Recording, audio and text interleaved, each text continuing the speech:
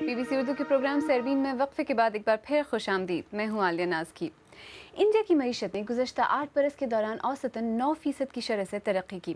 मुल्क का शुमार दुनिया की अव्वलीन मईशतों में किया जाने लगा, लेकिन अचानक पिछले बरस से मुल्क की मईशत तेज़ी से नीचे गिरने लगी। महंगाई आसमान छू रही है, रुपए की कीमत गिरती जा रही है। हुकूमत ने आज जो सहमाही आदाद शुमार जारी किए हैं, उनसे मालूम होता है कि मईशत इस वक्त 10 बरस में सबसे निचली सतह पर पहुँच गई है। तमाम कोशिशों के बावजूद इंडियन मईशत के उठने के कोई आसार नजर नहीं आते। क्या इंडिया की तरक्की का ख्वाब टूटने लगा है? दिल्ली से शकील अख्तर की रिपोर्ट।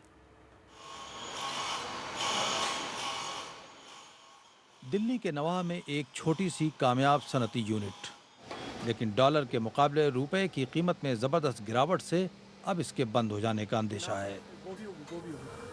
भारत के सनती हलकों में इस वक्त मायूसी फैली हुई है।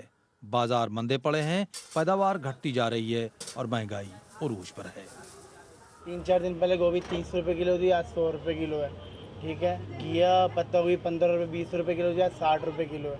तो पहले हमारी दुकान 5,000 में भर जाती थी एक दिन में, आज 25-30 हज़ार में दुकान नहीं भरती। अभी कुछ अरसे पहले तक भारत दुनिया की तेज रफ्तार मईशत में था और मुल्क तीसरी सबसे बड़ी मईशत बनने की कगार पर था। आप लोग एक तरफ देख सकते हैं कि मतलब कुछ सिटीज़ में high rise building India shining का कैंपेन चल रहा है, और उसी समय पे 2007 में अर्जुन सिंह का रिपोर्ट आता है जो बोलता है कि 77% हमारे देश का पॉपुलेशन 20 रुपये में अपना ज़िंदगी गुजारा करता है। तो of course there has been disparity, और पिछले 20 सालों से ये डिस्पैरिटी और भी बढ़ रहा है। ये दारुल हुकूमत दिल्ली की एक बस्ती है।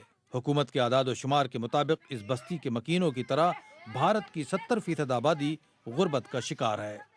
गवर्नमेंट एक हाथ पे ये कहती है कि देखो हमने तरक्की की है, हमने गरीबी घटाई है, एलिमिनेट नहीं हुई है, मैंने हमने गरीबी काफ़ी घटाई है, और दूसरे हाथ से कहती है कि देखो 75% गरीब हैं तो उनके लिए हमें खाना देना है। तो इसमें से एक ही हालत ठीक हो सकती है, दोनों नहीं ठीक हो सकती। जो आदाद शुमार आज पेश किए गए उसके मुताबिक इस बरस मईशत की शरह 4% से नीचे जा सकती है।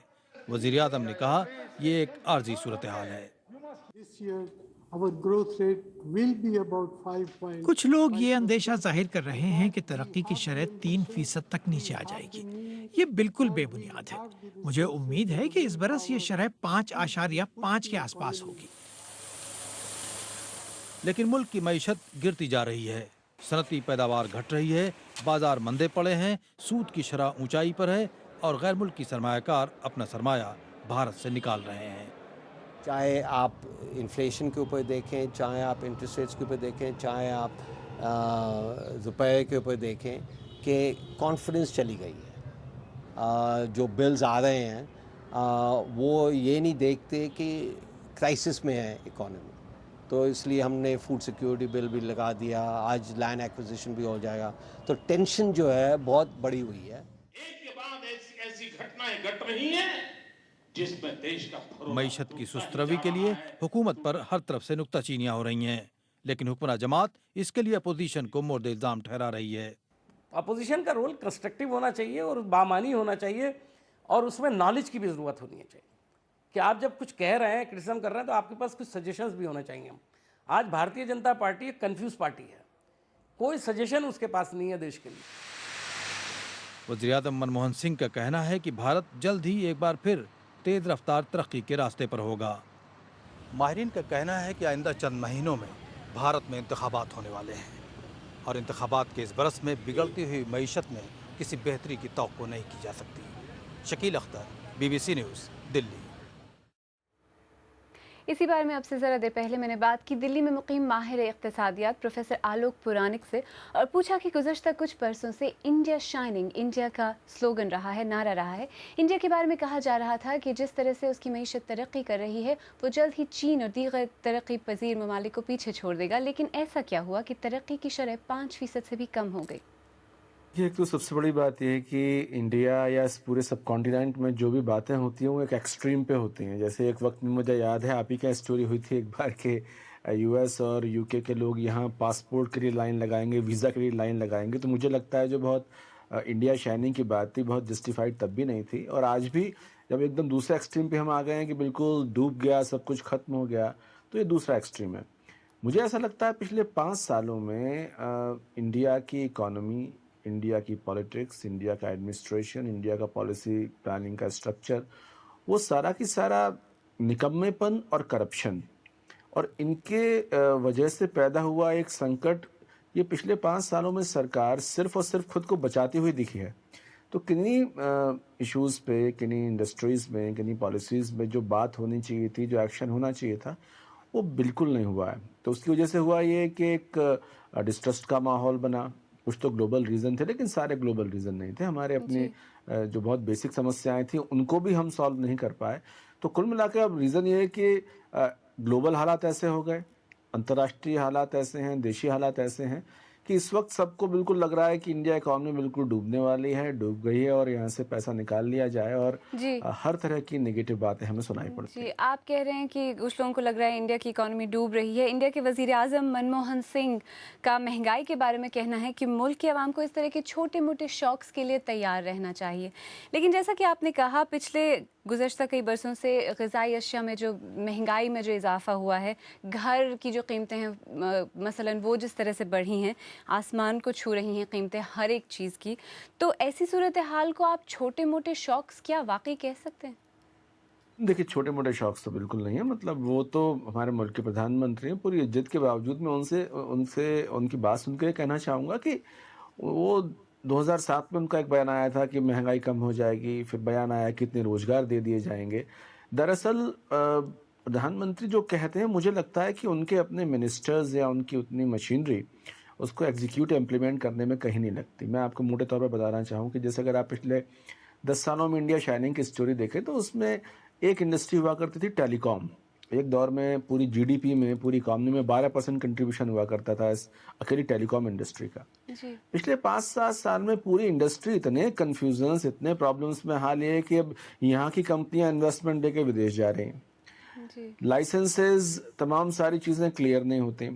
तो करप्शन तो एक मसला है। मतलब पिछले 5 साल में इंडियन गवर्नमेंट निकम्मेपन का भारी शिकार रही है। जो चीज़ें देश में हो सकती थी वो नहीं हो पा रही हैं। तो उसके चलते इम्प्रेशन जो ये हुआ है, देखिए इकॉनमी जो होता है वो सिर्फ डेटा नहीं होता, इकॉनमी उम्मीद भी होती है कि आने वाले वक्त में क्या होने वाला है। तो उम्मीद के लेवल पे इस वक्त इतनी निराशा है कि डोमेस्टिक इन्वेस्टर्स यहाँ से भाग रहे हैं, विदेशी इन्वेस्टर्स जिनका पैसा यहाँ लगा था वो यहाँ ले जाने के चक्कर में है। तो मुझे लगता है उम्मीद के लेवल पे जो समस्या क्रिएट हुई वो बड़ी समस्या है और उसको सॉल्व कर पाने में ये निजाम अभी सफल नहीं हो पा रहा है। एक तरफ नाउम्मीदी का मसला है जैसा आपने कहा, दूसरी तरफ इंडियन रुपए में ज़बरदस्त गिरावट देखने में आई है। इसका इकोनॉमी पर क्या असर पड़ रहा है?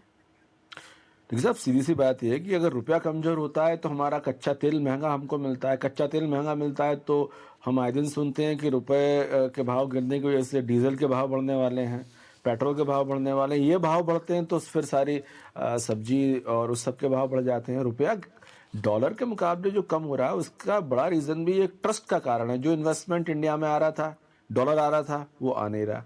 जो भारतीय बाजारों में शेयर में, बॉन्ड्स में इन्वेस्टमेंट था विदेशी निवेशकों का, वो वापस जा रहा है।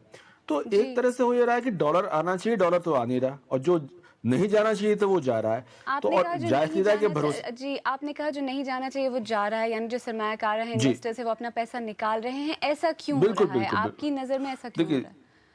देखिए 2 रीज़न है इसके। एक रीज़न तो हम बात करें जो FDI यानी फॉरेन डायरेक्ट इन्वेस्टमेंट, जिन वजहों से विदेशी कंपनियों ने पैसा इन्वेस्ट किया था इंडिया में। मैं आपको उदाहरण देता हूँ, एक नोकिया ने यहाँ साउथ इंडिया में प्लांट लगाया था। अब वो प्लांट शिफ्ट करना चाहते हैं वियतनाम में। रीज़न, उन्हें लगता है कि इंडिया की पॉलिसीज़, इंडिया का बिजनेस एनवायरनमेंट अब ऐसा नहीं बचा कि यहाँ हम बेटर काम कर पाएँ। वियतनाम बेटर ऑप्शन लग रहा है। विदेशी निवेशकों ने भारतीय शेयर बाजारों में पैसा लगाया था, भारतीय कंपनियों में पैसा लगाया था, तो उनको लग रहा है कि अब वो रिटर्न यहाँ नहीं मिल रहे जो किसी और देश में मिल रहे हैं। तो अब ऐसा हम इन्वायरमेंट अगर बना के नहीं रख सकते जिसमें कि हम विदेशी निवेशकों को आश्वस्त कर पाएँ, तो मतलब उनके पास 50 और ऑप्शंस है। तो कोई वो ऐसा नहीं कि इंडिया के लिए खुले बैठे हुए हैं। इंडिया अगर वो माहौल, वो अवसर, वो बाजार उनको नहीं देगा तो सब भागेंगे, और एग्जैक्टली वो होना अभी शुरू हुआ है। माहिर इख्तिसादियात प्रोफेसर आलोक पुरानिक, जिनसे मैंने कुछ देर पहले बात की। इंडिया की मईशत में गिरावट की क्या वजह है? हमारे नाजरीन क्या कहते हैं? अंबर? आलिया, गलत पॉलिसियाँ या जंगजू रवैया? हमारे नाजरीन की राय इस बारे में ज़रा बटी नज़र आई। मोहम्मद सुफियान अली फैसलाबाद से लिखते हैं, उनकी मैशत कई अहम अवामिल की वजह से तरक्की नहीं कर रही, जैसे बढ़ती हुई आबादी, बजट का गलत इस्तेमाल, गलत पॉलिसियाँ और सबसे बढ़कर करप्शन। अब्दुल क़य्यूम मियाँ वाली से लिखते हैं, खित्ते में अदम इस्तेहकाम की वजह से इंडिया के इक़्तिसादी हालात ख़राब हो रहे हैं।